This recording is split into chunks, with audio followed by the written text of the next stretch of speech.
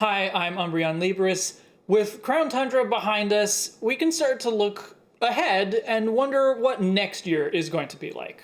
And the main thing that I want is for next year to be better than this past year, and I mean that in every way and not just Pokemon. A lot of people felt that I was being too negative about the Crown Tundra with the last couple of videos that I did about it, and I even lost a few subscribers over the Calyrex video, and you know what, like, I get it, because you're not here to hate on Pokemon, and neither am I.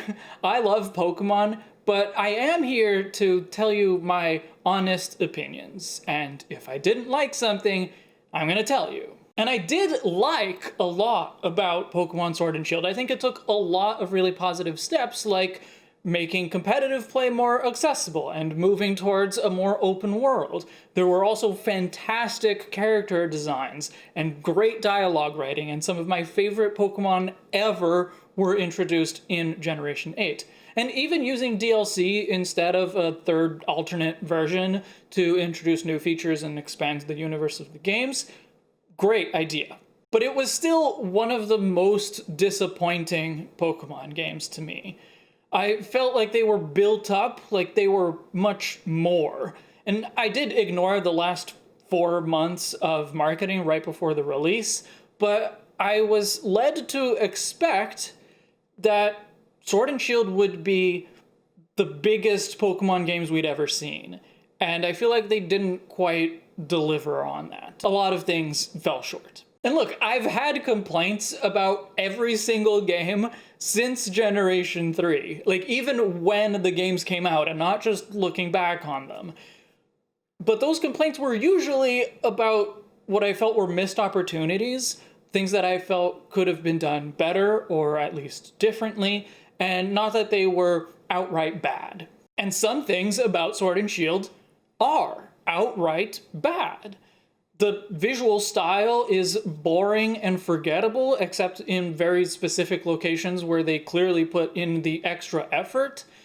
Following Pokemon is implemented absolutely horribly, especially as a follow-up to what they did in Let's Go, where I thought it was nearly perfect.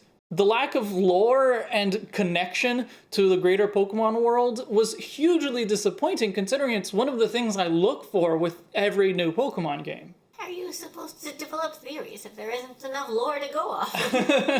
Exactly. And yet, despite all of that, I still enjoyed Sword and Shield. I had plenty of fun, and Pokemon has made some great games in the past, which is why I can look ahead with hope for better games in the future. I just want to point out, I think it's important to make this distinction, that what I want from Pokemon may not be what I expect. So, for example, I want there to be many regions based on different parts of Brazil. Don't expect it to happen, certainly not anytime soon, not even just like the first Brazil region. And the reason I think it's important to make that distinction is that if you want something to happen, but you don't have good reasons to expect that it will happen, then it's not really fair to be disappointed when it doesn't happen. But I think it's totally okay to want things that you know are not going to happen. I think it's fine to imagine what the best case scenario would be like, and putting those opinions out there, I think, helps push Pokemon to actually do those things eventually. Next year is Pokemon's 25th anniversary, and so my only real expectation is that it will be a big year. Something huge will be announced on Pokemon Day 2021. I am almost sure of that. Probably there will be more than one thing announced on Pokemon Day, and maybe even a surprise drop, like what they did with the Virtual Console versions of Red, Blue, and Yellow in 2016. Could be that rumored Master Collection that would bring several older games to the Switch, similar to what they did with the Mario Collection, which I would 100% be down for. I would prefer it if that collection focused on spin-offs and side games, things that are more different from the main series experience, but main series games would be fine too, especially if it focuses on Generations 3 and later, because Generations 1 and 2 already got the Virtual Console treatment. Although it is Generations 1 and 2, that's Pokemon's bread and butter. I hope that we hear more about side games. There's been a ton of projects that have been announced and that we haven't really heard of since they were announced. New Pokemon Snap, for example, which I really want to play because I never played the original, and this new version looks beautiful. Gameplay, from what I know, is pretty simple, but it seems fun. Or Detective Pikachu 2, another one that I didn't play the original, but I watched TyranitarTube's Let's Play of it. Gameplay, again, seemed kind of meh, but the story I thought was great, certainly better than the movie version of that same story, and I want to try the next installation of this series hands-on. There's also Pokemon Sleep and Pokemon Unite, which are probably not really going to be for me, but I'm happy to see Pokemon diversifying more. I want to see them make more different kinds of games. Ideally, that diversity would come in the main series, with each entry being more unique in terms of the story and the structure of the game, the visual style, the gameplay style, more like what Zelda does, where Wind Waker and Breath of the Wild and Link Between Worlds are all completely different games. A Let's Go branch of the main series could provide some of that variety. Let's Go did have a very different approach from other main series games, and I would definitely welcome more games in that style where they are shorter games. It's a much more casual experience, but still a ton of fun. But I would prefer it if they actually took that a step further. So think of like Colosseum and Gale of Darkness and how different they were from main series games, but then make that in the main series. Like, make that the main series entry for that generation. I don't expect something like that to happen. Historically, the main series has been very conservative. They make relatively few changes to the structure of the main series, and so I think making that kind of departure is probably off the table. And so I would be happy to see that kind of diversity in side games and spin-offs instead. But I do expect a main series game to come out next year.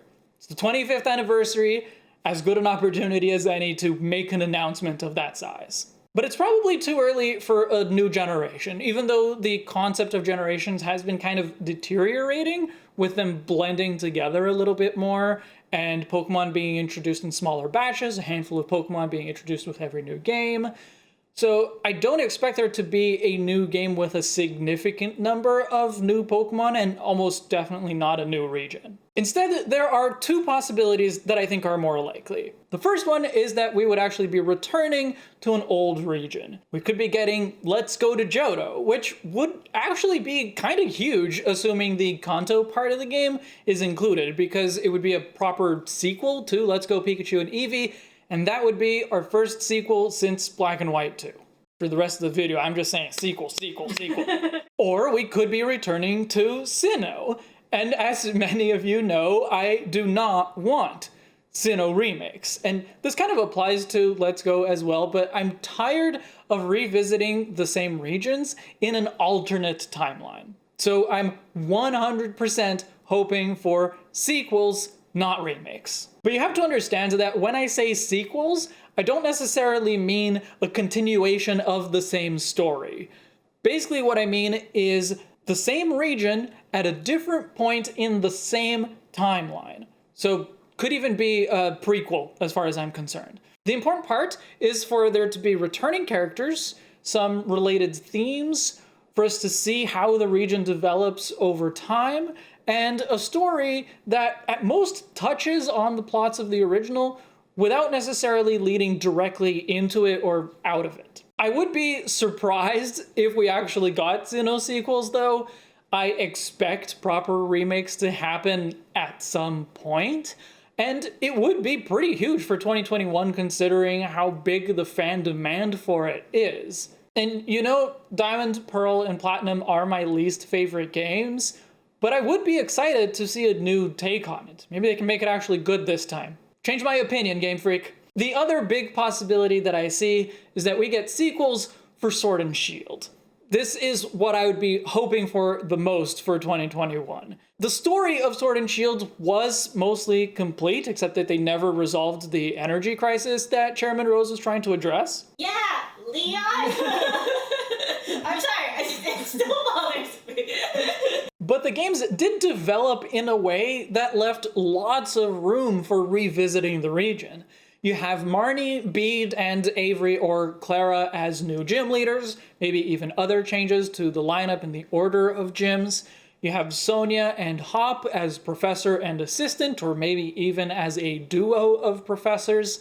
You have Leon as now the league chairman, and the DLC did address those characters in those roles a little bit, but I still think that there's a huge opportunity to actually explore the region in these new circumstances as a brand new trainer. It would also be a great opportunity to see a spruced up Galar region, visually, among other things, but we could see everything developed to look as good as a Slumbering Weald or Glimwood Tangle, for example. We could see greater use of a free camera, maybe with wilder routes, so like the static routes being more like the wild area. There could be more satisfying online interactions and co-op options, maybe even another handful of new Pokemon introduced. Basically, I'm thinking of everything that the DLCs brought in, but stepped up even further and spread up through the entire Galar region. That would be my dream game for next year, at least from what's within the realm of possibility. I don't expect it to happen exactly, but I do think that it could. But Pokemon Day is still more than 3 months away. Who knows what could happen between now and then, what could come up. Either way, I am excited for next year, whatever it might bring. Like a vaccine! But how about you? What do you want and expect from the next year in Pokemon?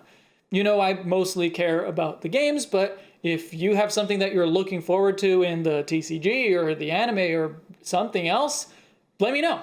Thank you to luxury patron Ethan from Chicago and everyone else that helps keep me going. And that includes you. Thank you for watching. I'll see you in the next chapter.